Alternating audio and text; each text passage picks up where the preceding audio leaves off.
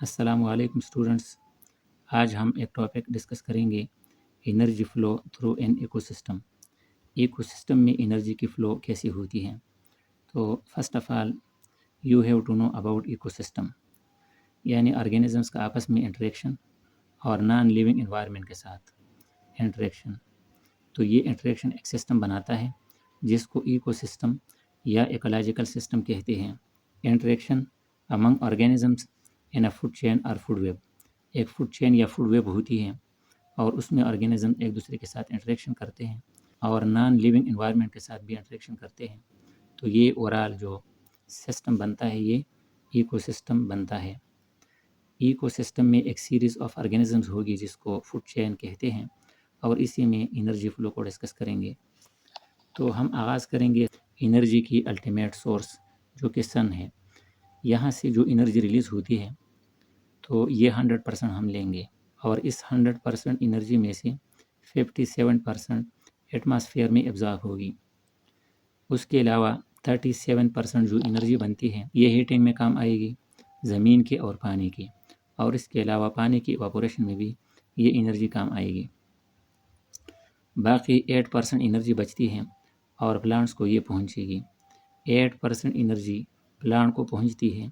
اس کے بعد جیسے ہی ہم نیچے جائیں گے تو اس 8% کو 100% لیں گے، اور اس 100% میں سے 80% انرجی پلانٹس ایبزارب کریں گے اور تقریباً 20% انرجی ریلیز ہوگی۔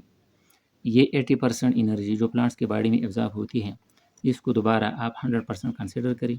اس 100% میں سے تقریباً ہاف یا 50% فوٹوسنتھسس میں کام آئے گی۔ یہ 50% 1% بنتی ہے، یعنی یہ 100% سے ہم نے سٹارٹ لی تھی، تو اس 100% کا یہ 50% 1% بنتا ہے۔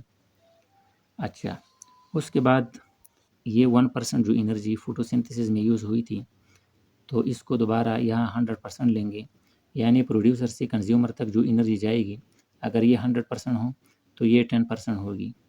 مطلب یہ ہے کہ 90% انرجی ان کی ریسپائریشن میں یوز ہوتی ہے، اور جو باقی 10% بچتا ہے وہ کنزیومر کے لیے اویلیبل ہوتا ہے۔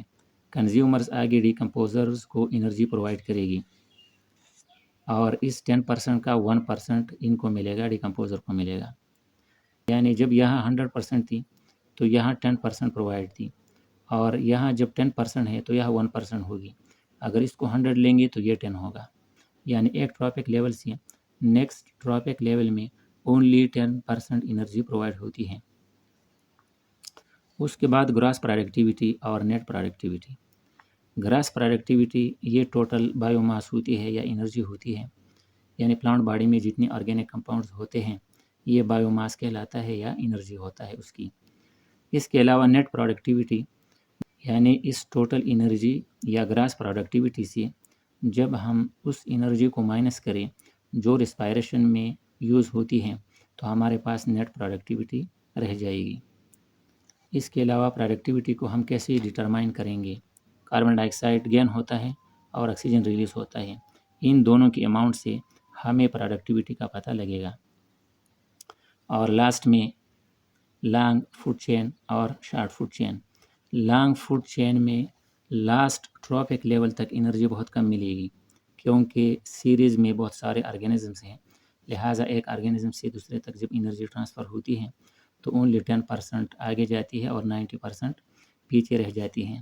تو اسی طرح سے جب فوڈ چین بہت لانگ ہوتا ہے تو آخری ٹرافک لیول تک بہت کم انرجی ملے گی، اور شارٹ فوڈ چین میں چونکہ آرگینزمس کی سیریز کم ہوتی ہے لہٰذا لاسٹ ٹرافک لیول تک انرجی نسبتاً لانگ کے زیادہ ملے گی۔